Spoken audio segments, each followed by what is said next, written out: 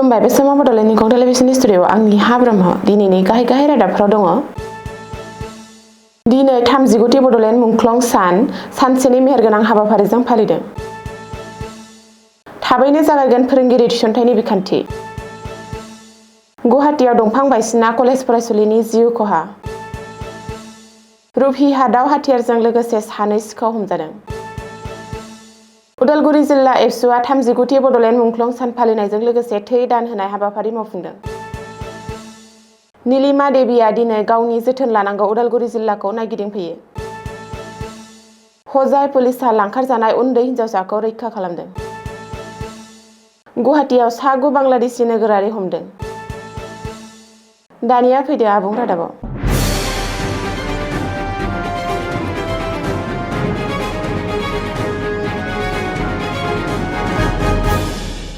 दिनै 12 जुन 39थि बड'लेण्ड मुंख्लं सान खोला क'क्राझार दख'रा एबसु आरो 39थि मुंख्लं सुजित नार्जारि फालिथाय आफादनि बानजायनायाव दिनै क'क्राझारनि माख्रापारानि मुंख्लं सुजित नार्जारि पार्कआव मेहेरगोनां हाबाफारिजों फालिनाय जायो बड'लेण्ड मुंख्लं सान।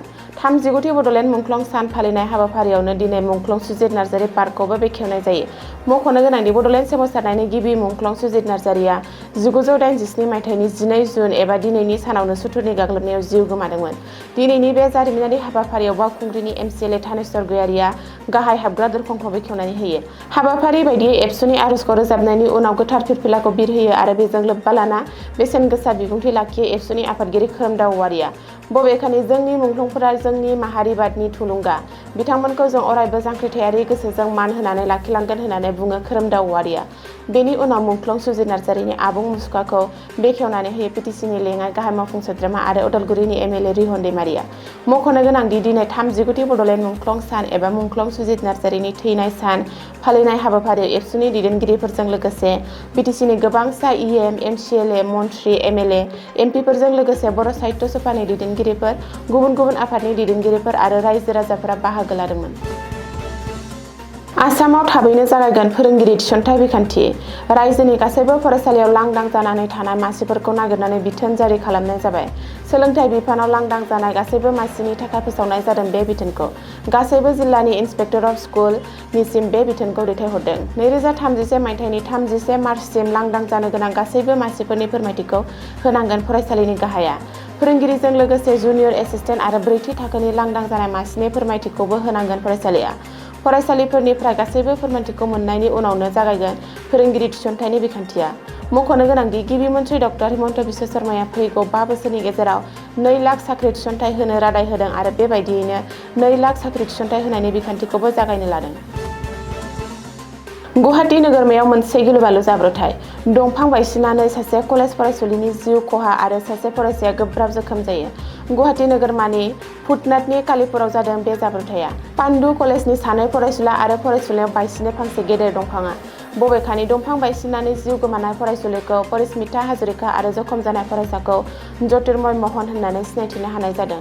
परिस्मितानि न'आ सनारिनि सान्तिपुराव।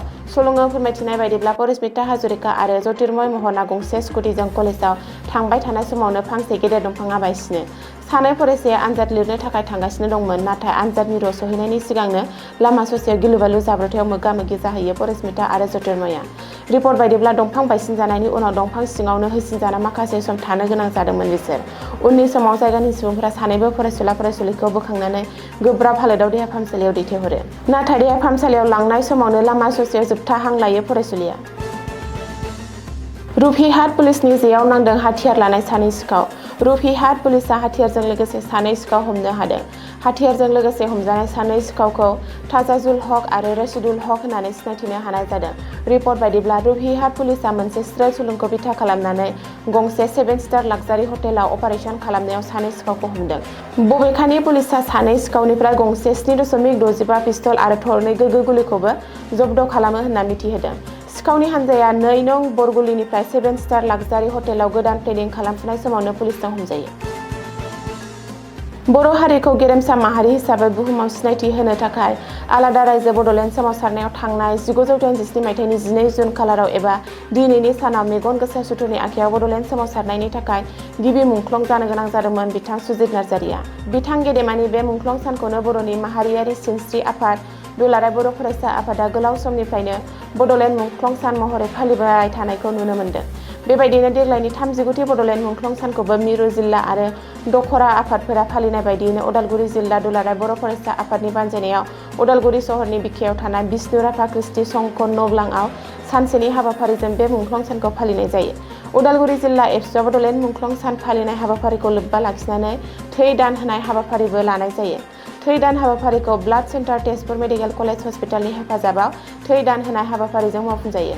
जेराव जिल्लानि मोनफ्रोमबो दखरानि दैदेनगिरि मावथि सोद्रोमाफ्रा बाहागो लानानै 70 जननिबो बांसिन सुबुङा थै दान होनानै ब्लाड डनेशन केम्प हाबाफारिखौ जाफुंसार खालामो। नीलिमा देबिया दिनै गावनि जोथोन लानांगौ उदालगुरि जिल्लाखौ नायगिदिंफैयो। बेलासे 3 रिंगायाव उदालगुरि जिल्ला बेंगिरिनि नयुङाव उदालगुरि जिल्ला बेंगिरिनि नुजाथिनायाव जिल्लानि गासै बिफाननि मावख'गिरि लोगोसे एमएलएफोरजों सावरायो। दिनै बे जिल्ला बिगुमा मन्थ्रिनि नुजाफैनायाव 45 नं फेरगाव बियाबनि एमएलए महेश्वर बर', 48 नं टंला बियाबनि एमएलए बिकन चन्द्र डेका बिथांमोनहा बाहागो लायो।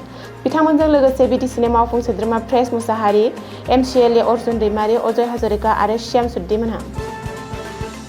हजायाव सासे सुबुंनि सायाव उन्दै हिन्जावसाखौ लांखारनायनि अजद होदों। खौरां मोननाय बायदिब्ला पुलिसजों हमजानाय मनज कुमार मुंनि सासे सुबुङा थांनाय 7 जुनाव सासे 10 बोसोरनि हिन्जावसा फरायसाखौ लांखारदोंमोन।